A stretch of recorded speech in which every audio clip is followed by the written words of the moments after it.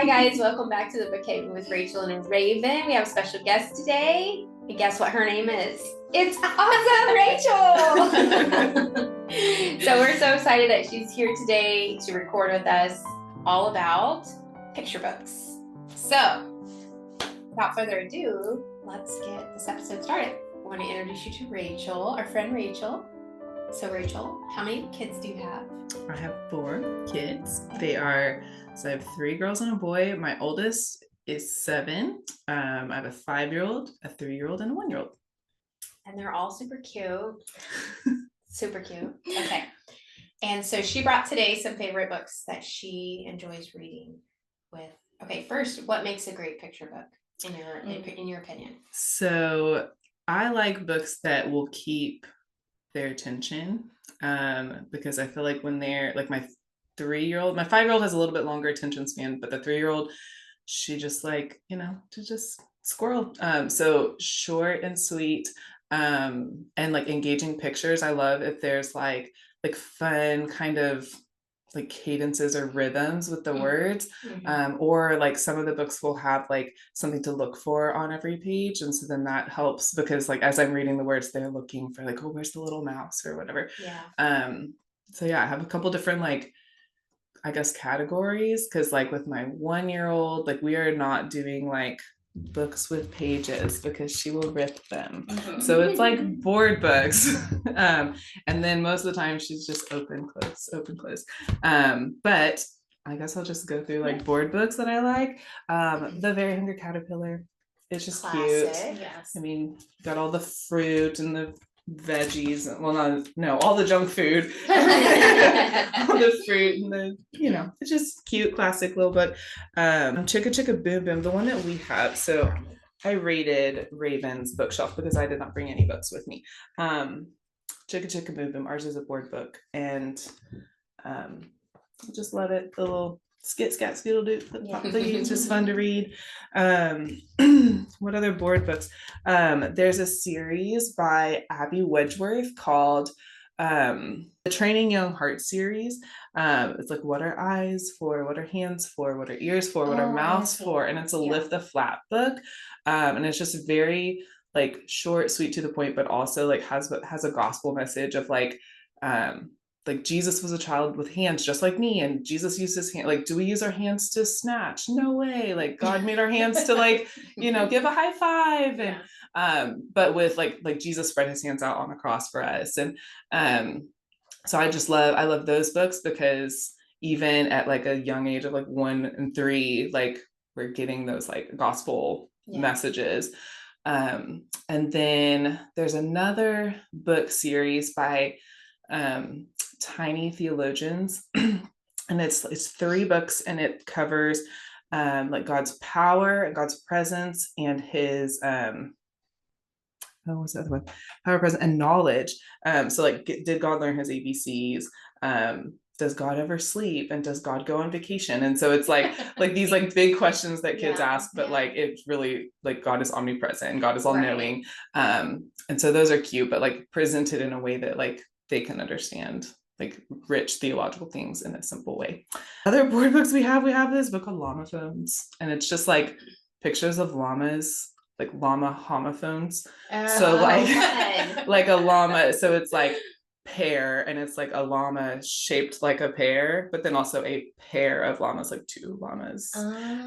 It's silly, but my kids are very into homophones. And so like words that sound the same but mean different things. And so llama phones, we like llama phones. It's a family favorite.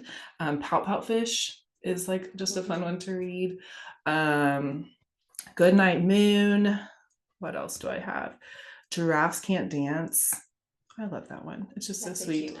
Yeah, it's just sweet. And then that one, I didn't realize until we had read this many, many times, but it has a little cricket on each page, a cricket, and then 3 little beetles, like a red, yellow, and blue beetle on every page. And so then we go back and we have to like find them. And like Goodnight Moon has a little mouse on every page. And so I just think those are sweet. Yeah, I like those. Yeah. Some other ones that we love Frog and Toad.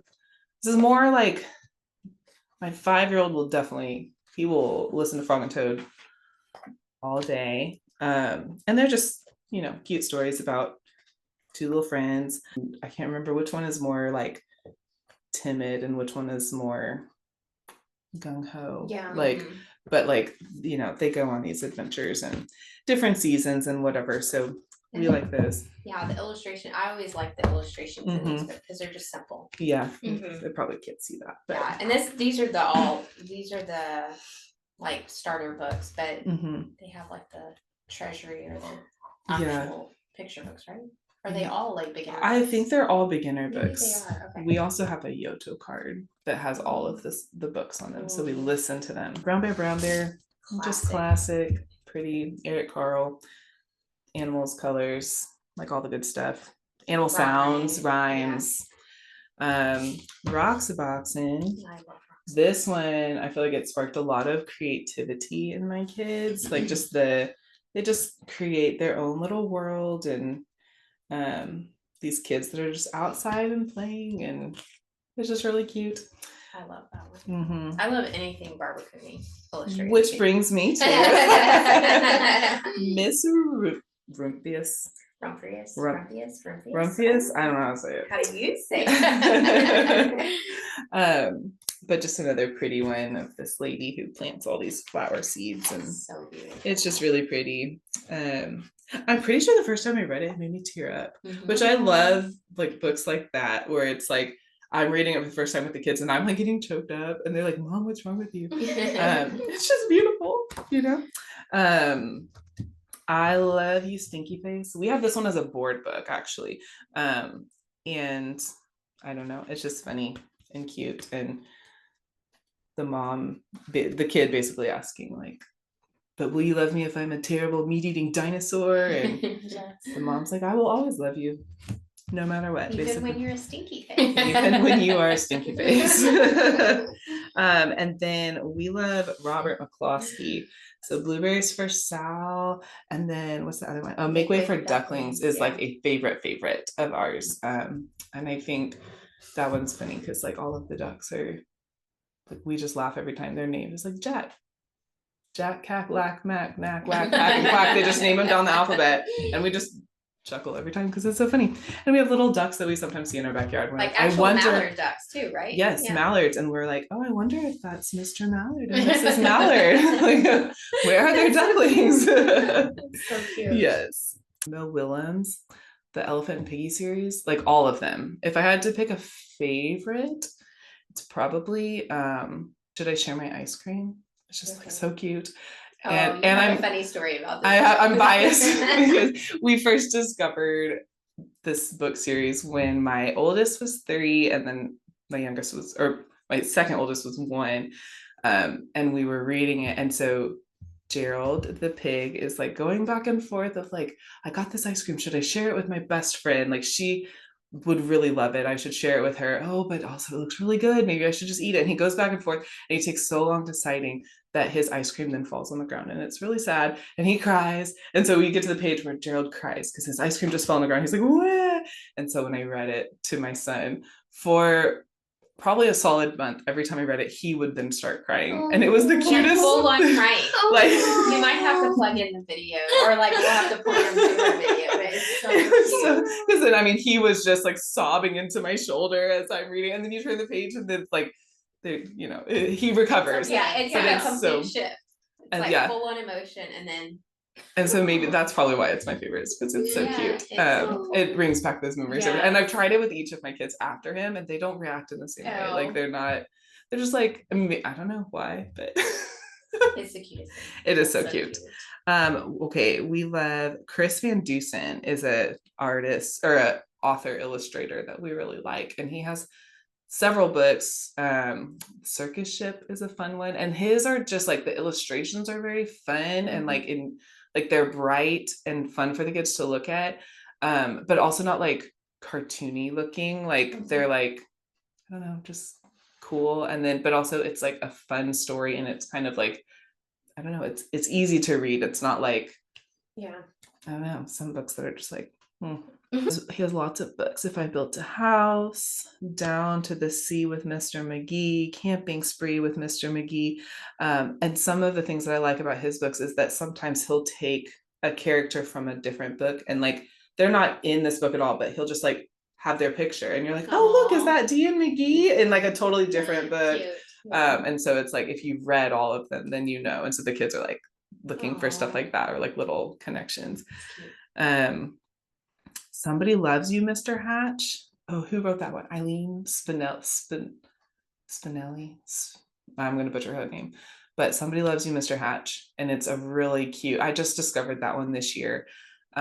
We read it for Valentine's Day. And it's just a sweet story of this old man who lives by himself, and he gets a Valentine in the mail. And so he's like, oh, somebody loves me, and it changes his whole demeanor, and he goes from this like recluse, and like the illustrations are all like dark and stuff, and then all of a sudden he's like, who's my secret Valentine? And so he's like being nice to everybody, like wondering like who is, and then I don't want to ruin the story, but it's really cute, because then in the end, like his whole community shows up, and it's like, oh, everybody loves Mr. Hatch, and it's just this really cute, sweet, beautiful story. I cried the first time I read that one too, which is, I might have to get that one. It's really sweet. It's really sweet. My grandchildren. Yes. Yes. Bear Snores On. Is that what her last name's Chapman? What is her? Jane Chapman. Probably. Is that right? Maybe. But she has several. And they're just like, there's several bear books, but Bear Snores On is like our original that we love. And it's another like fun, like onomatopoeia and whatever, fun to read. I love the Mercy Watson series by Kate DiCamillo, and it's illustrated by Chris Van Dusen, which is how we found the other books, like the circus ship and everything, because I would say those are like early chapter books, but like my 3-year-old can sit through a whole Mercy Watson. It's like, I know, I think they're usually 16 chapters, but each chapter is like 2 or 3 pages. They're very short, very quick, and like lots of pictures to look at. The 1-year-old doesn't sit through those, but like everyone else loves them.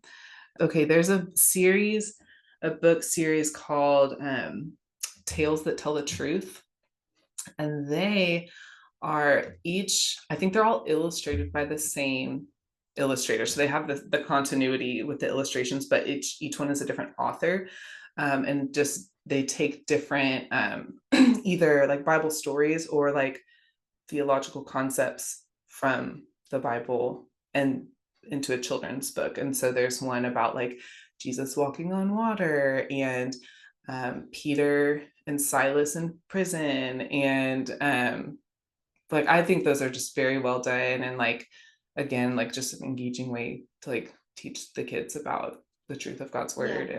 And so we like those too. Good one. I love We're Going on a Bear Hunt, and my kids have acted that one out so many times, like at my house, at my parents' house. Like they set up the cave and the swishy grass and like the river and like all of the things, and so that one's just a fun one, and it gets them moving too.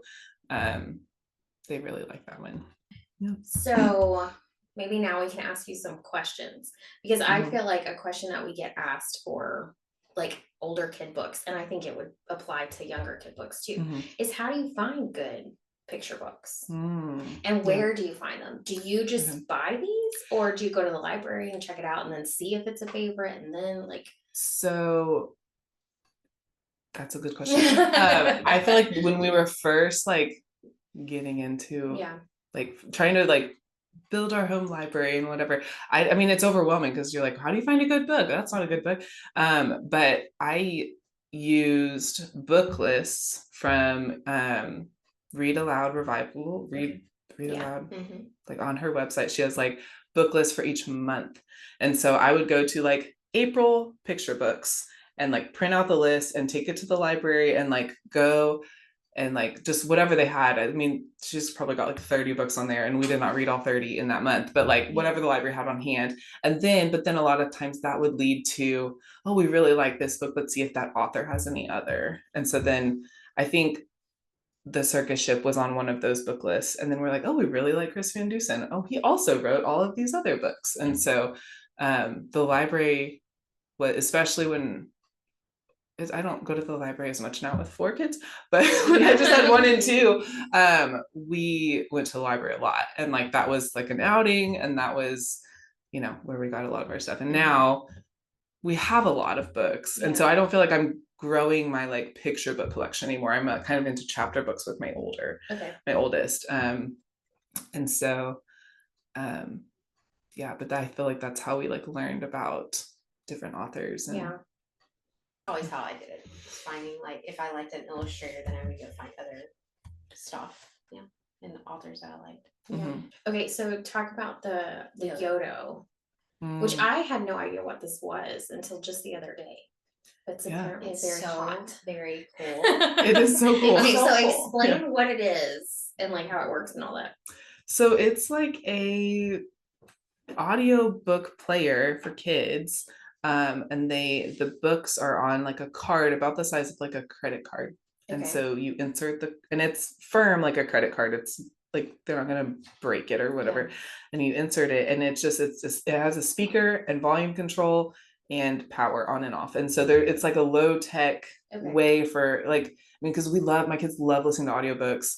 We don't really like do CDs and stuff, and I don't, whatever. And so I'm not going to just hand them my phone and say, here, go listen to whatever you want. And so that's a way that they can have freedom to like take an audiobook and listen to it in their room without having like, you know, access to everything on the internet. So it's cool. And there's a lot of books available on Yoto. I feel like they're kind of pricey sometimes. And so there's ways to make it cheaper. Like if you do like the membership, you get 2 free books a month, and you get 10% off. And then you can also like make your own cards. So if you already own audio files from other books, it does not work with Audible, which is a drag. We've tried. Like that's a bummer. we have tried, but the Audible like does something with I'm sure. it's like encrypted or something, and so you can't get those files. But if you own other like an MP3 of something else that you bought on Google or whatever, you can pair it with a card, like a make your own card, and then have it. Or you can also record yourself reading books, for, like, or have grandparents record. That's so cool. Or friends record. Friends record. I made an appearance on the Yodo. We have a whole Ravens family. It's probably been like a year and a half, and so we started off with just 1, and all of my kids shared the 1. And we just recently added 2 more to our collection, so each of the oldest kids can have their own. And our thought process for that was like, oh, we're going on a big road trip this summer. It'd be nice if they all had their own in the car. So you can like hook up. You can hook up headphones, and so they have headphones, and they'll listen. And they listen. It's part of our like quiet time during the day. Like if my people don't nap, and so, but we still need like quiet time, and so they'll go and listen or read or something. So you feel like it's worth the investment? We love it. Yeah, like love it. I know some people are kind of like, well, I don't know if I want to do like techie stuff, whatever. Even though it's very low tech, but still like. Yeah.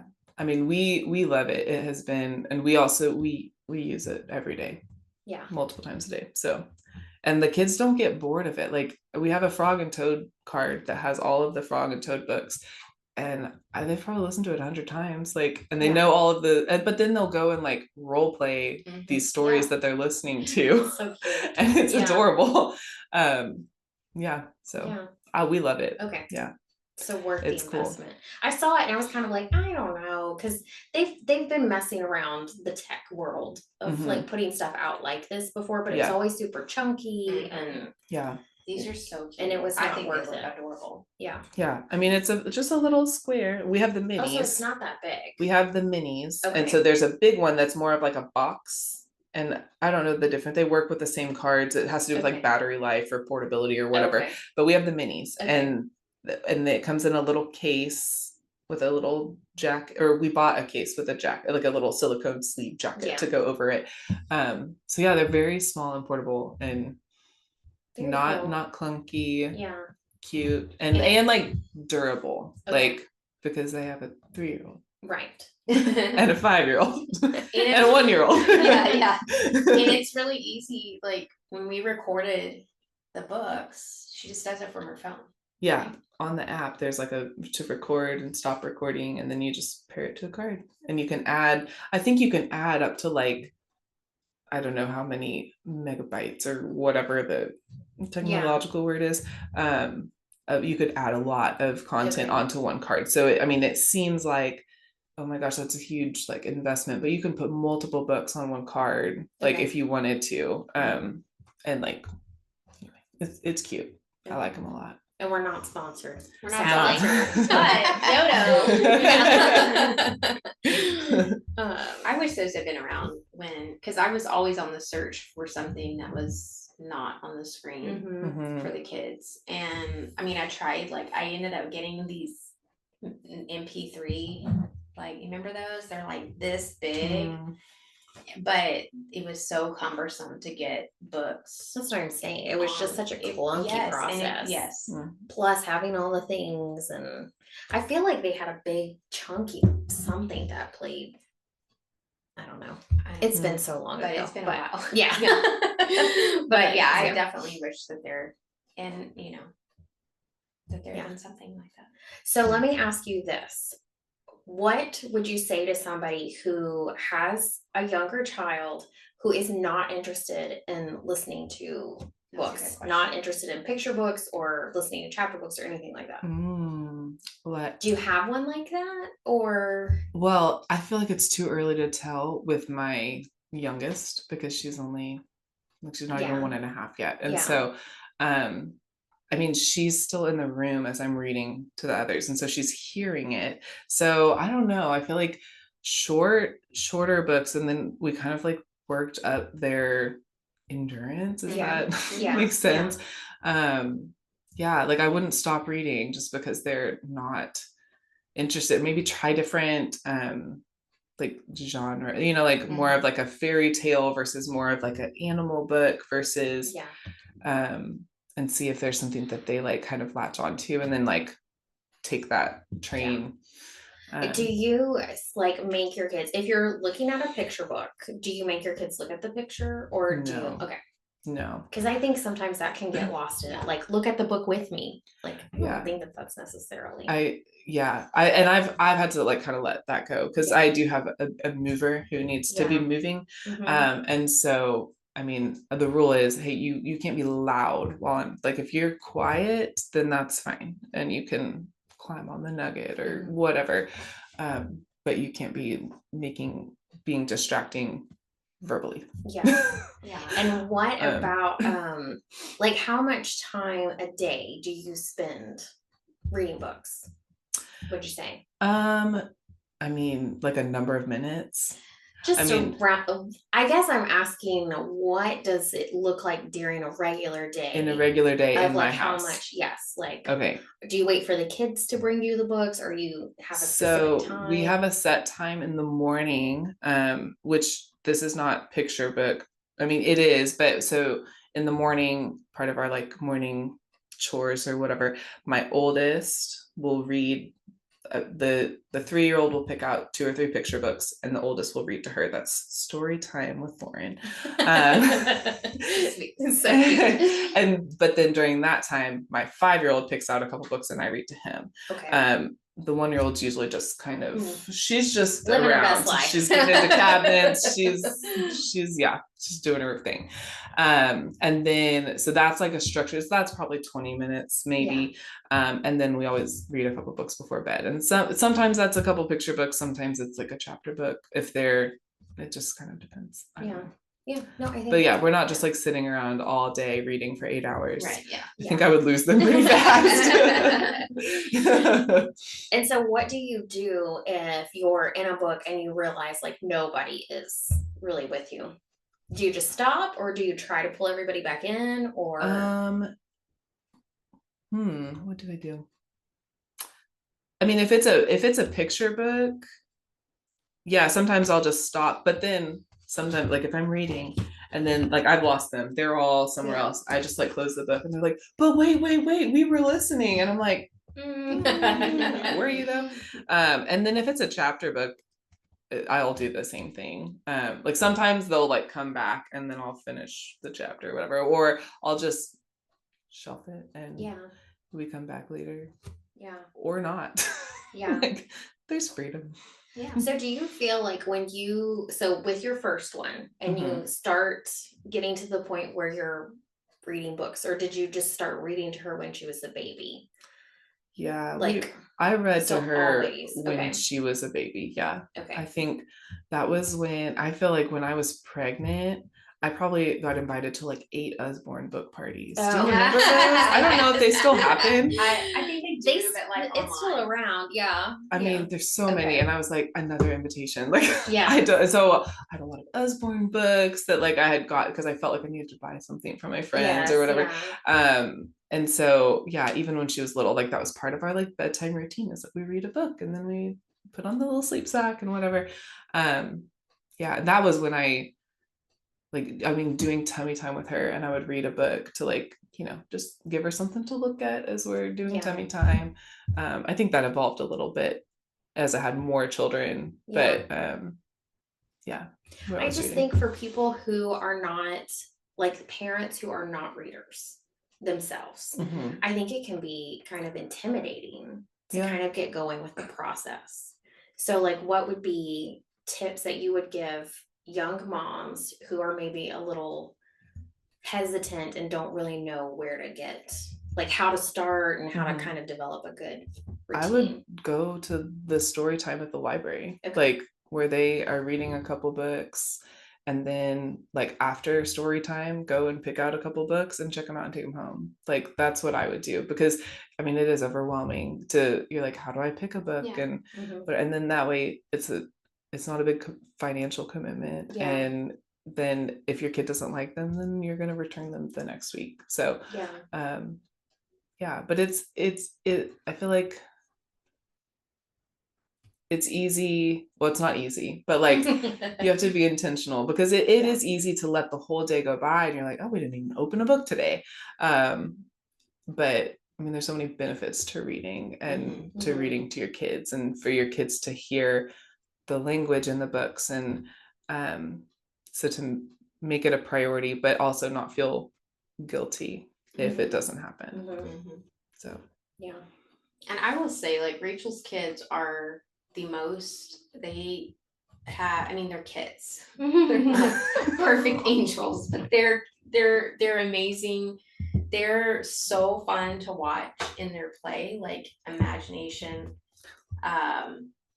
And I think that is such a testament to the time that you have put in with them, with reading. And I mean, they literally, we will post a picture whenever this comes out, or I'll let you like do like if you don't care, it's the back of their heads. But they're like, they come in my house and they all come in here and find a book or find the book basket, and I'll just catch them, and they're like all lined up, all 3 of them on the couch, their little heads, and they've each got their stack of books next to them, and they're just sitting there.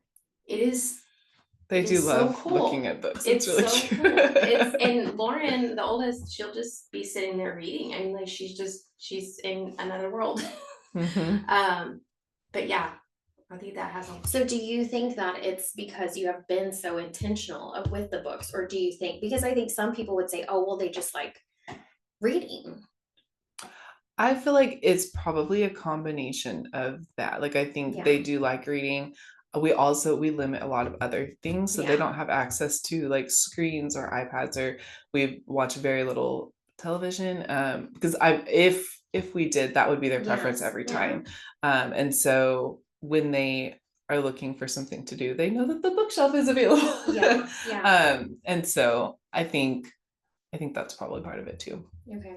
Yeah, I definitely think that's a huge part of it. And they play like. I know the play things and they build playing are so cute.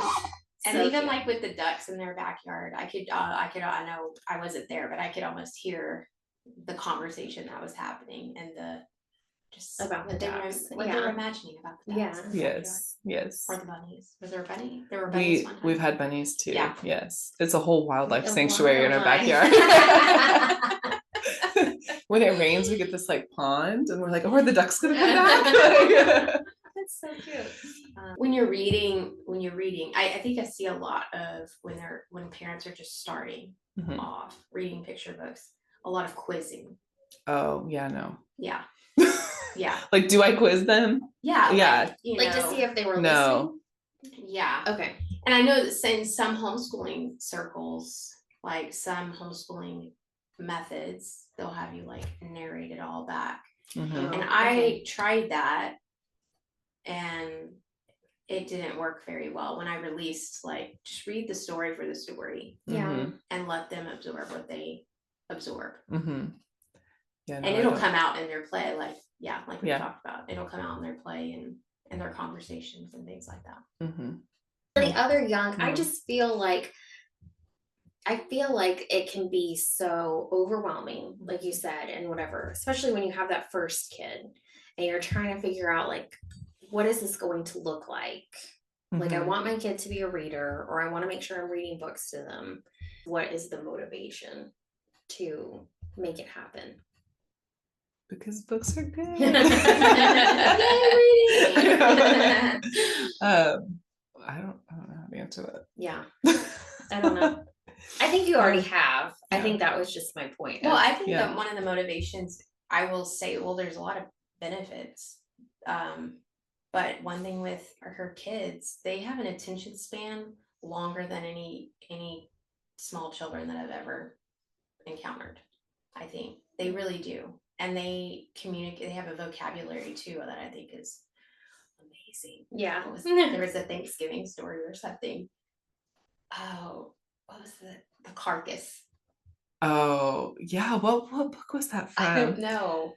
So it was a book. I think it's not a book that we own. It was a book at a grandparents' house.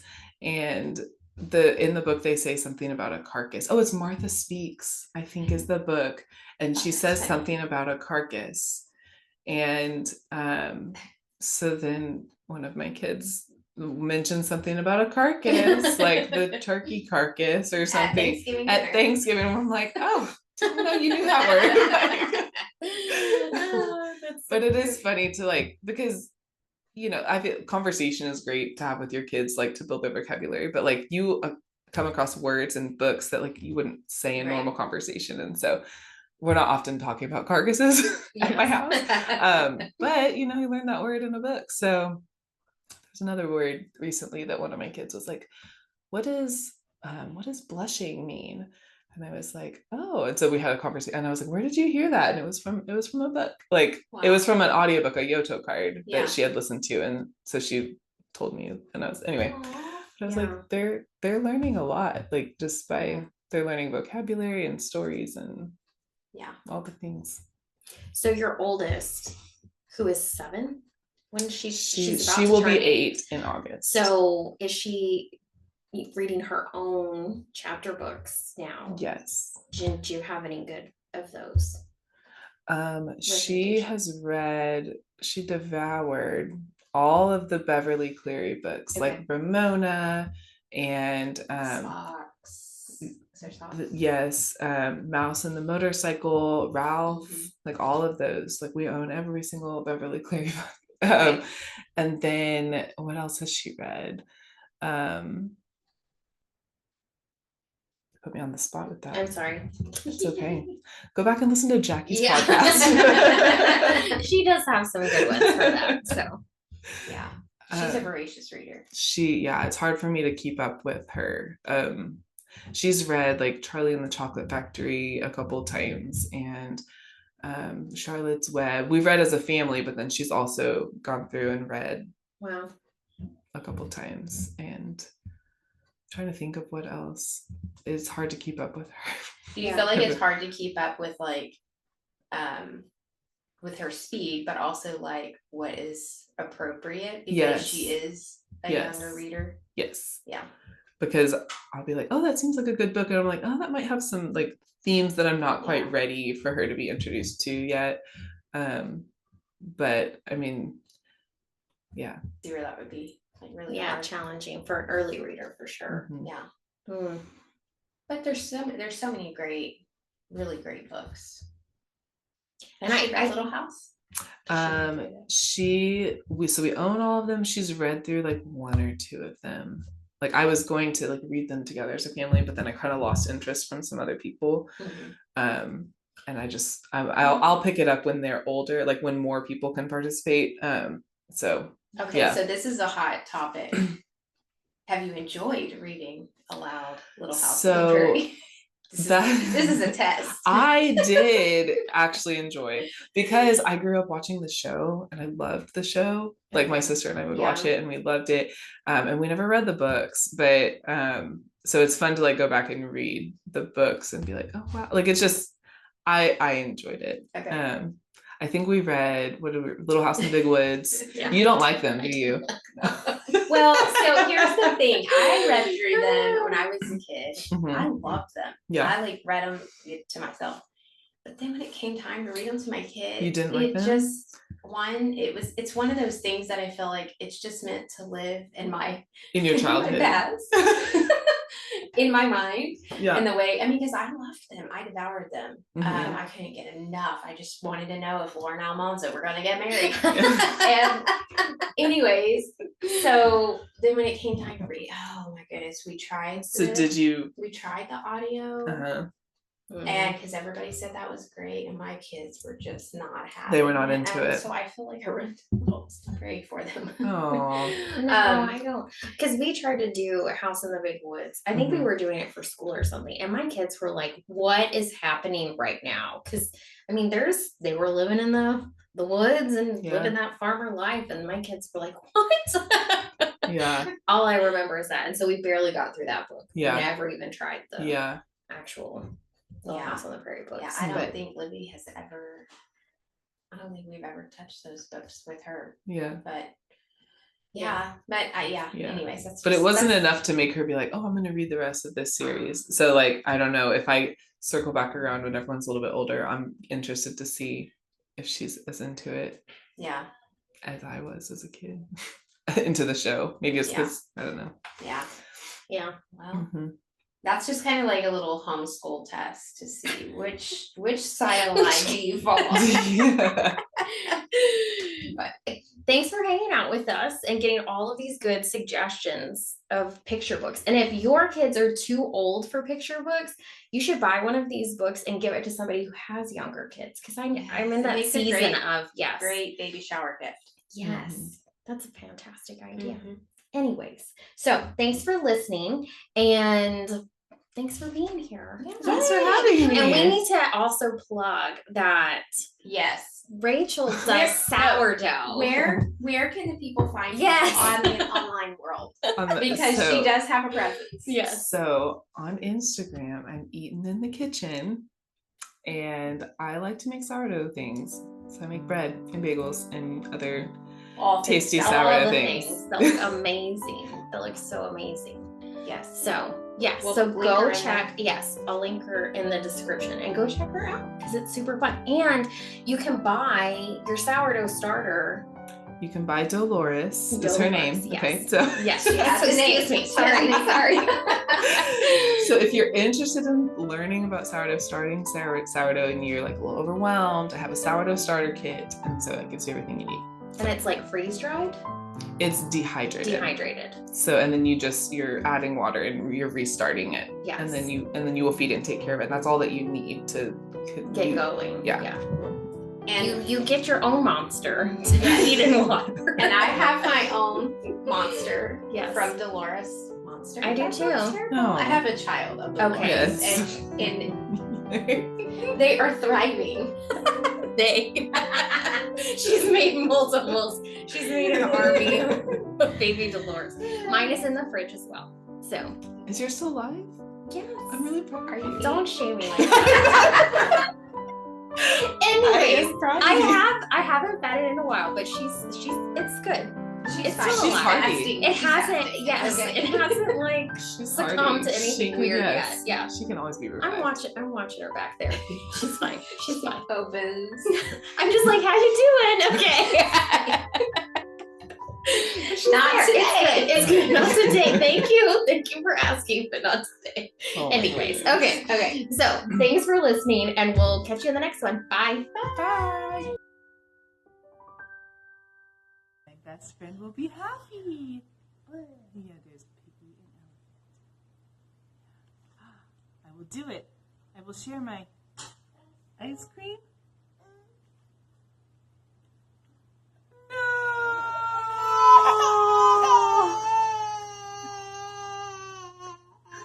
No, Piggy cannot have any of my ice cream. No, I cannot have any of my ice cream. I blew it. Oh, look, here comes Piggy. Here comes Piggy.